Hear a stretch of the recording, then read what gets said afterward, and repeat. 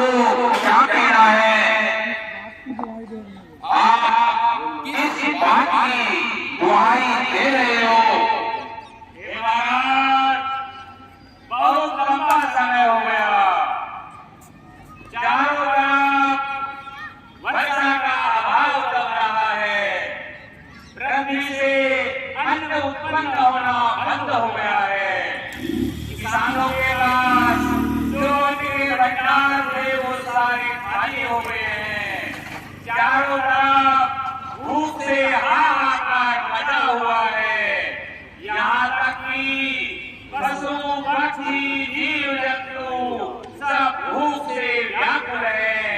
इसलिए महाराज ये संपूर्ण प्रजामंडल आपके पास दुहाई लेकर आया है, आप भी कुछ उपाय करें। मेरी प्रजा इतनी पीड़ा में है और मुझे इस बात का पता ही नहीं है। हे मंत्रीवर, आप एक काम करिए, ये सारे अन्न भंडार प्रजा के लिए खोल दीजिए। प्रजा में कोई भी ऐसा घर नहीं होना चाहिए जिसमें अन्न न पहुंचे, पशुओं के लिए आहार न पहुंचे। प्रजा में सभी को राहत मिलनी चाहिए। हे प्रजाजनों, आपकी अस्थायी व्यवस्था मैंने करा दी है। आप इस अस्थायी व्यवस्था के लिए मैं गुरुदेव को बुलाकर इस अकाल के लिए स्थायी कुछ न कुछ उपाय जरूर करूंगा। बहुत अच्छा राजन, आपका विचार बहुत ही श्रेष्ठ है। हम धन्य हुए और पूरे प्रजामंडल के लिए आपने अन्न दिया, उसके लिए हम आपका अनुग्रह करते हैं। लेकिन सबसे बड़ी बात आपने कही कि मैं सदानंद ऋषि को बुलाकर इसका स्थायी उपाय कराऊंगा। हे राजन, आप स्थायी उपाय कराएं जिससे बरसात हो और चारों तरफ पशु पक्षियों जीव जंतुओं को भी भोजन का भाव न रहे।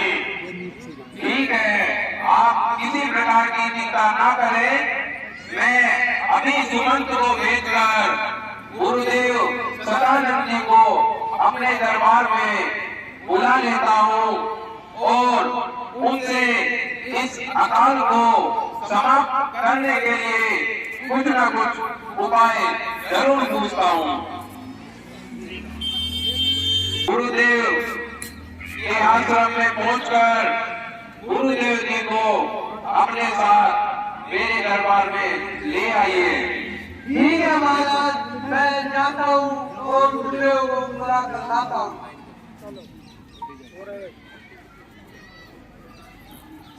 देव के चरणों में नमस्कार, प्रणाम। हमने तो कल भी कही थी।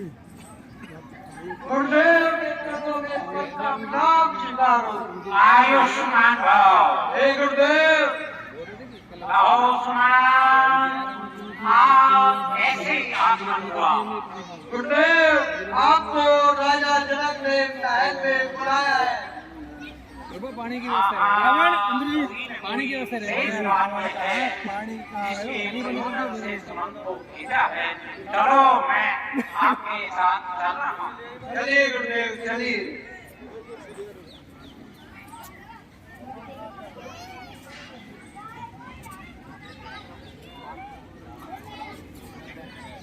हे महाराज, गुरुदेव द्वार पर खड़े हुए हैं। एक काम करिए, आप आदर सहित गुरुदेव को, मैं स्वयं गुरुदेव को आदर सहित अपने दरबार में लेकर आऊंगा।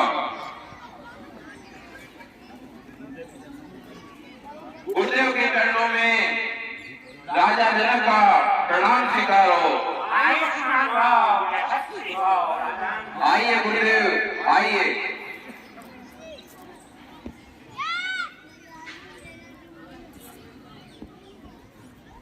आसन ग्रहण कीजिए गुरुदेव।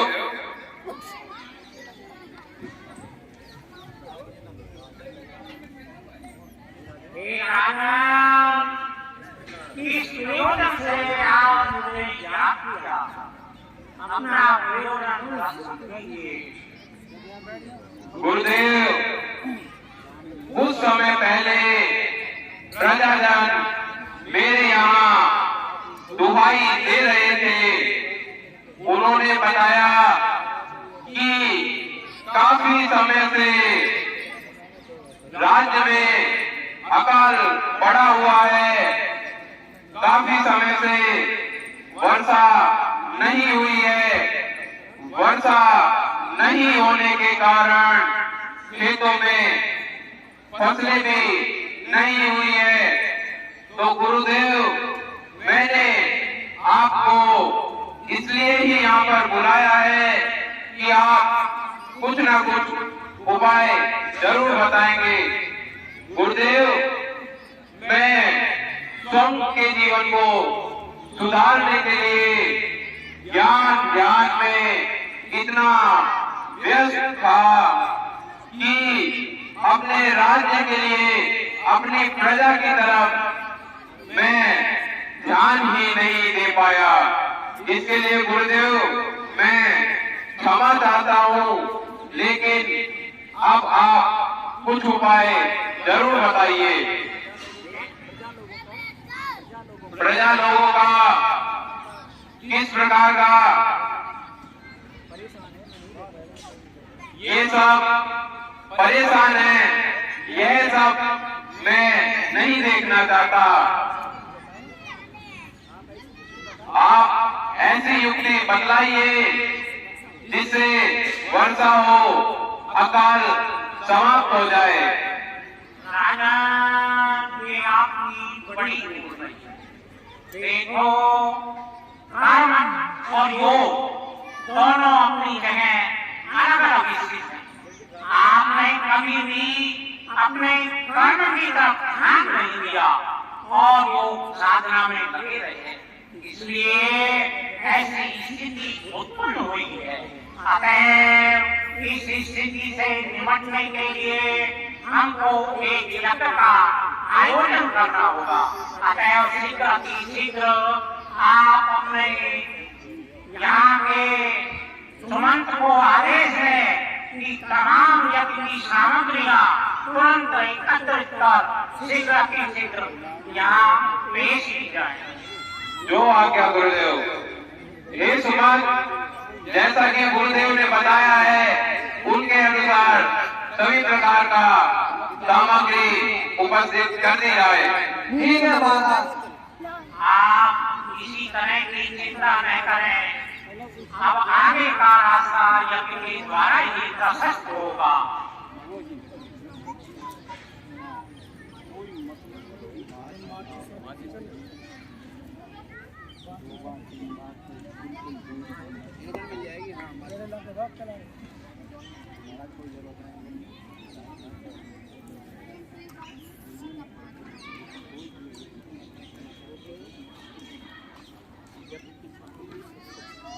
गुरुदेव, यज्ञ की सामग्री आपके समक्ष प्रस्तुत हो गई है। अब आप यज्ञ प्रारंभ कीजिए। विधिवत सभी कार्य यज्ञ द्वारा अब अपने सफल होंगे। आप किसी तरह की भी दिल में शंका न करें।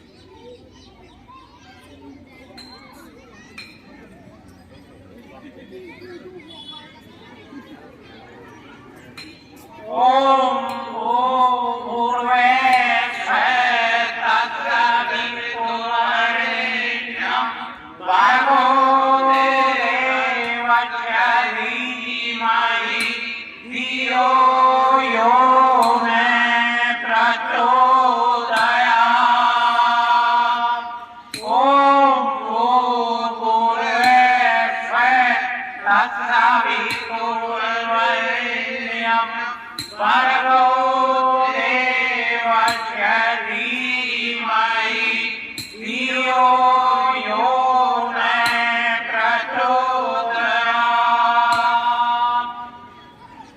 ओम गणेशाय नमः। हर हर महादेव। हे राजन, यज्ञ संपूर्ण हुआ। अब जो यज्ञ में आहुति जली है वो बहुत ही शुभ संकेत है। हे राजा, आगे के लिए अब आप मेरी युक्ति सुनिए। मैं आपको एक युक्ति बताता हूँ जिससे अपने इस आपग्रस्त क्षेत्र का निवारण हो जाएगा। हमें पूर्ण विश्वास है।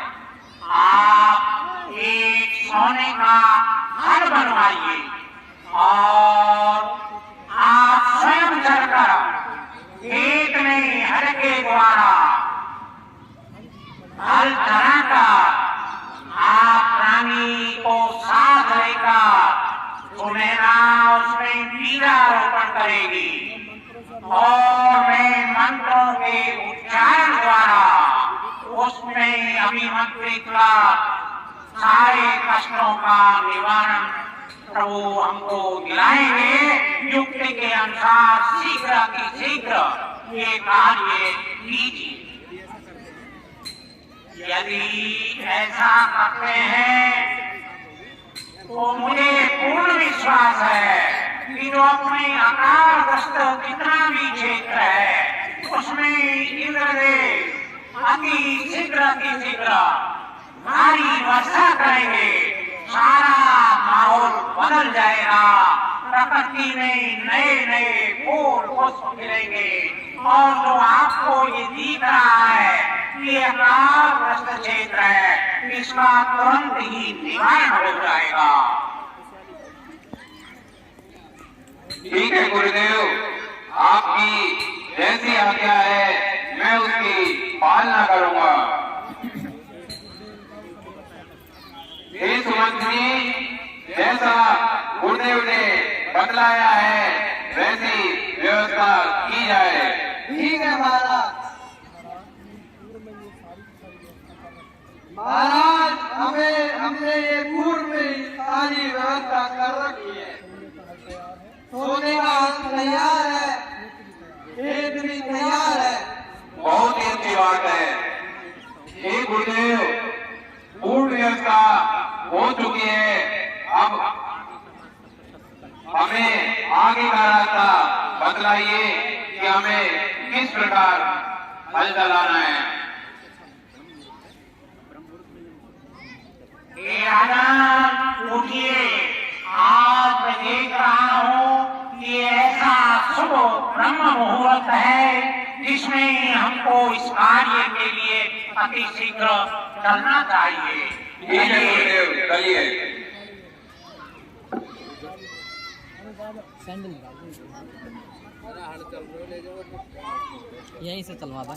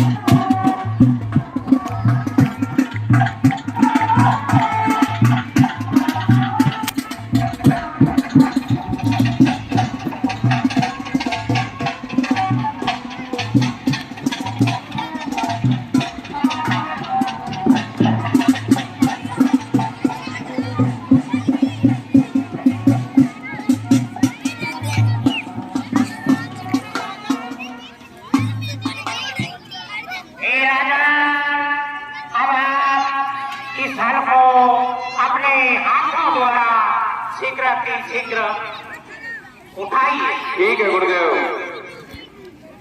रानी सुनैना, देखो आपको राजा के साथ साथ बीजारोपण करना है।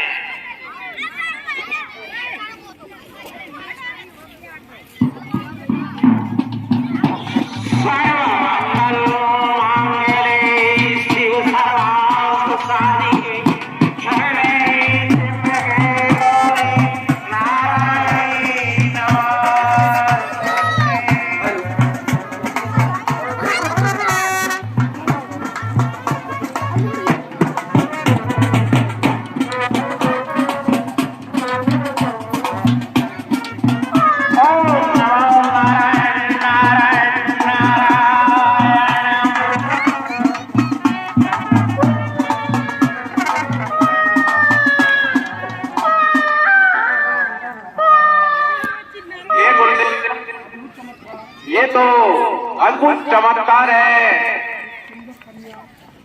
एक सुंदर कन्या मुझे इस पृथ्वी से प्राप्त हुई है। इसका जन्म फल की नोक से हुआ है। गुरुदेव मुझे बतलाइए। चलिए वहीं आपको इससे आगे का विस्तार है।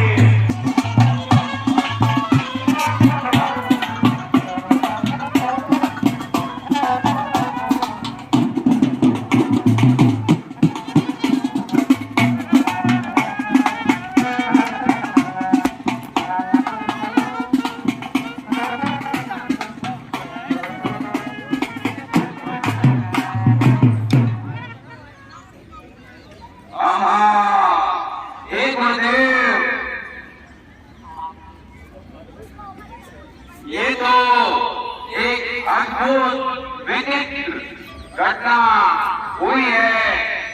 आप मुझे इस कन्या के लिए भविष्य के बारे में, इसके भाग्य के बारे में बतलाइए। राजन बैठिए आप।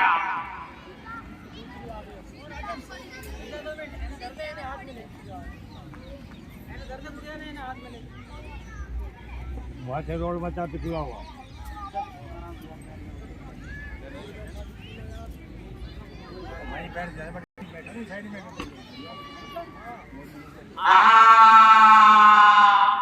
हे राजा, ये तो एक अद्भुत कन्या, इसको मामूली कन्या न समझे, साधारण कन्या नहीं है।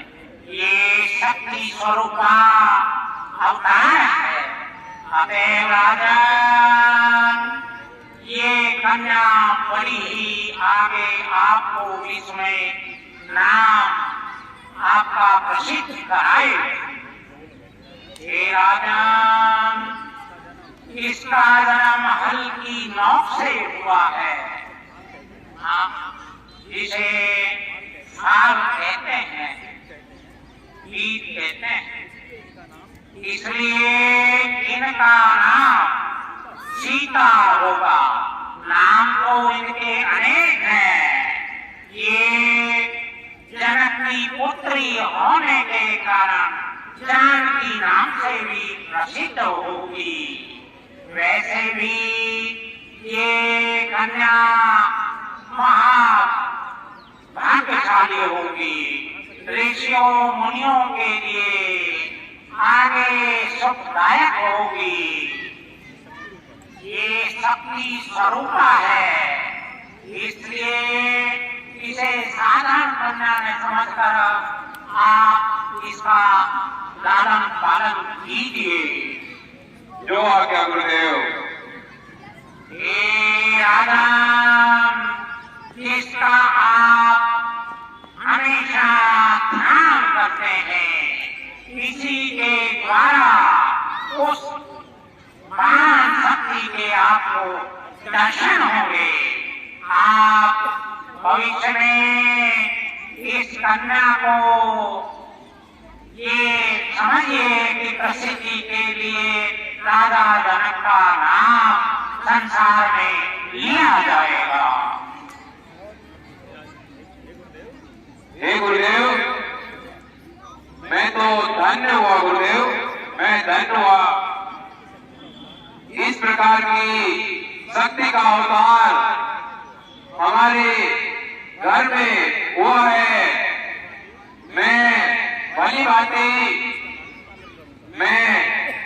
भांति इसका लालन पालन करूंगा। ठीक है राजा, आपका ये महल हमेशा जगमगाएगा, प्रकाश से भरा रहेगा, सभी तरह की संपत्तियों से संपूर्ण होगा। किसी तरह का भी क्लेश और कष्ट आपके यहाँ नहीं आ सकेगा। ये मेरा आशीर्वाद है। ठीक है गुरुदेव।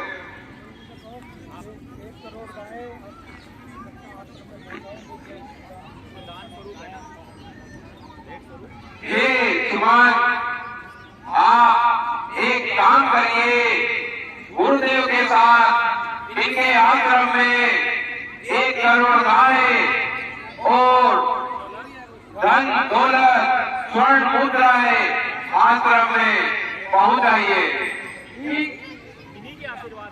इन्हीं के आशीर्वाद से आज चारों तरफ बरसात हो चुकी है, खुशहाली आ चुकी है, खेतों में हरियाली की लहरें हैं। ये सब इन्हीं के आशीर्वाद का प्रताप है। ठीक है महाराज, मैं ऐसा ही करता हूँ।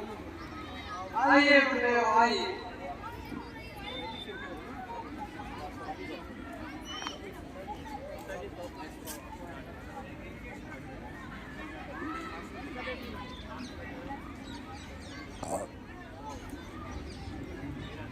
हे रानी, मैं काफी समय से राजकार्य में व्यस्त था, लेकिन बहुत ही समय से मेरा तीर्थ यात्रा पर जाने का विचार था, लेकिन अब मैं नहीं जा पाया।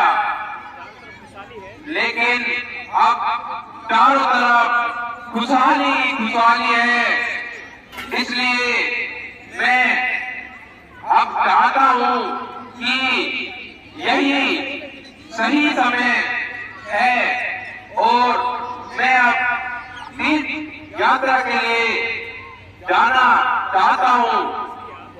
इसलिए आप एक काम करिएगा कि मैं नित्य प्रतिदिन भगवान शिव के पिनाक धनुष की पूजा अर्चना करता था, लेकिन मेरे अनुपस्थित रहने पर आप मेरी अनुपस्थिति में भगवान शिव के पिनाक धनुष की पूजा अर्चना, उस कार्य को भली भांति रूप से करिएगा।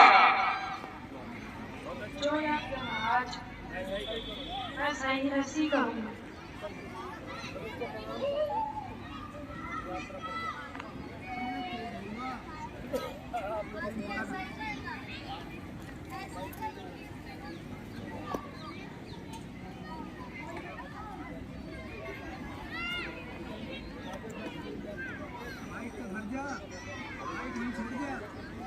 इस प्रकार राजा जनक प्रतिदिन शंकर भगवान की जो पिनाक उसकी पूजा अर्चना नित्य प्रति किया करते थे।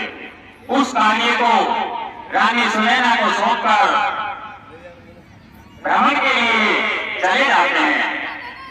तत्पश्चात रानी सुनैना अपरिहार्य कारण से एक दिन मंदिर में नहीं जा सकती थी, इसलिए उस कार्य को सीता के द्वारा संपूर्ण कराना चाहती है और किस प्रकार से वो सीता से कहती है।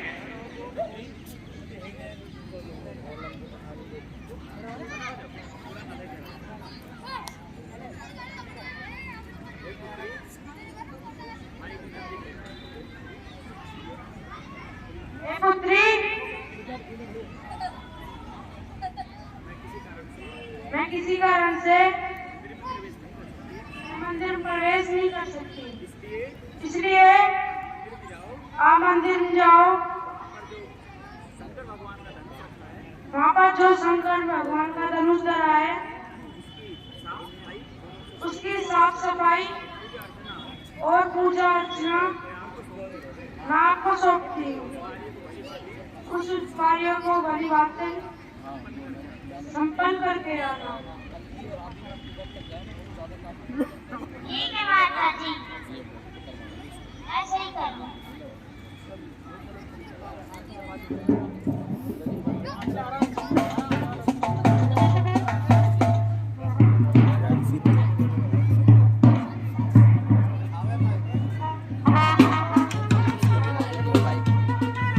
ये भी घूमती है।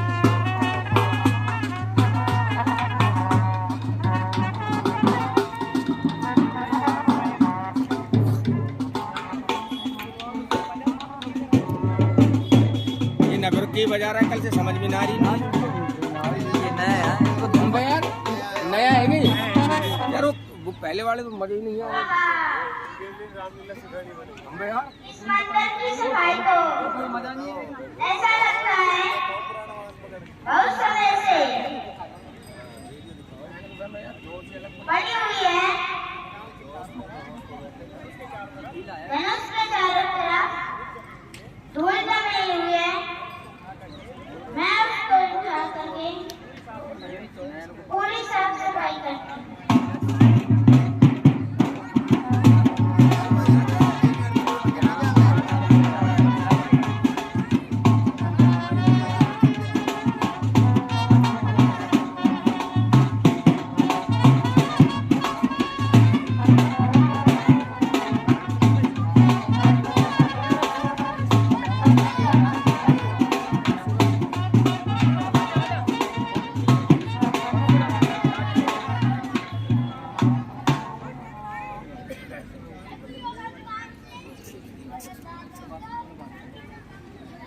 जानकी जी ने ये लाए हो संपूर्ण मंदिर की सफाई धनुष आदि उठा करके और बहुत ही अच्छी तरीके से उसकी सफाई की। उसी समय राजा जनक तीर्थ यात्रा पूर्ण कर वापस महलों में लौटते हैं और सबसे पहले अपने आराध्य देव शंकर भगवान के मंदिर में पहुंचते हैं और वहां की व्यवस्था को देखते हैं।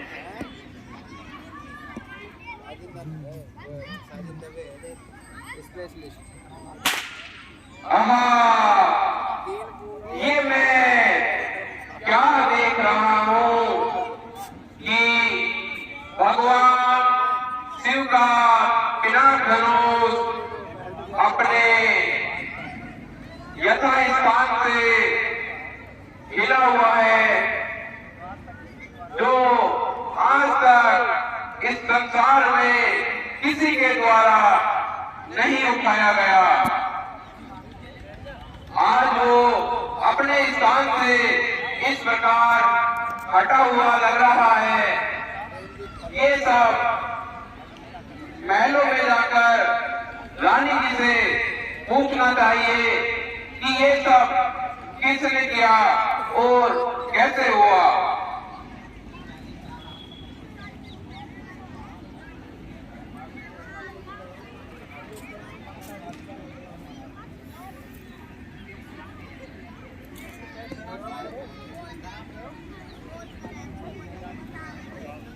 हाथी के चरणों में प्रणाम। रामदेव के प्रणाम।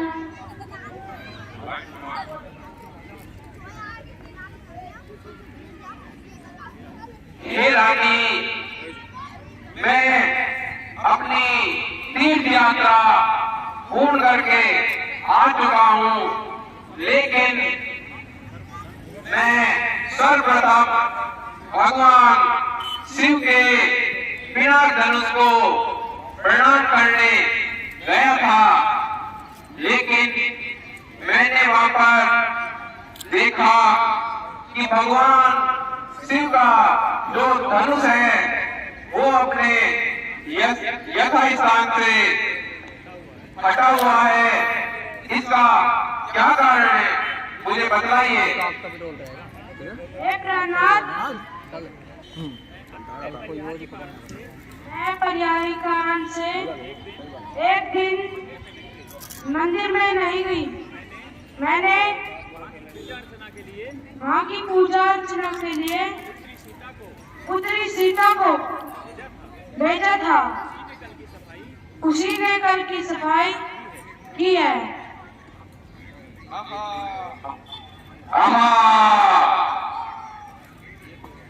ये तो महान शक्ति है। जिस धनुष को सहस्त्रों योद्धा हिला नहीं सके, उस धनुष को पुत्री सीता ने सहज ही उठा लिया।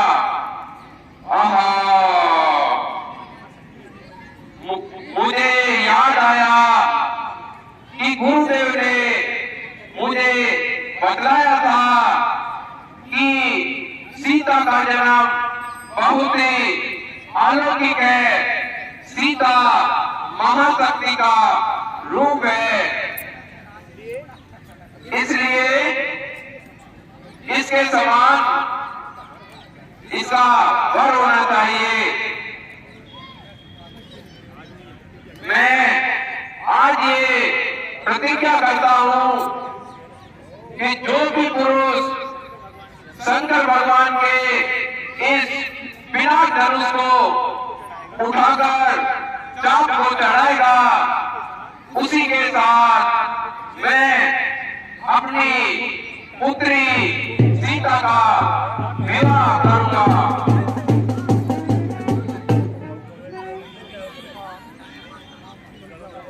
इस प्रकार सीता जी के जन्म का संकल्प हुआ। राजा जन्म में सीता जी का विवाह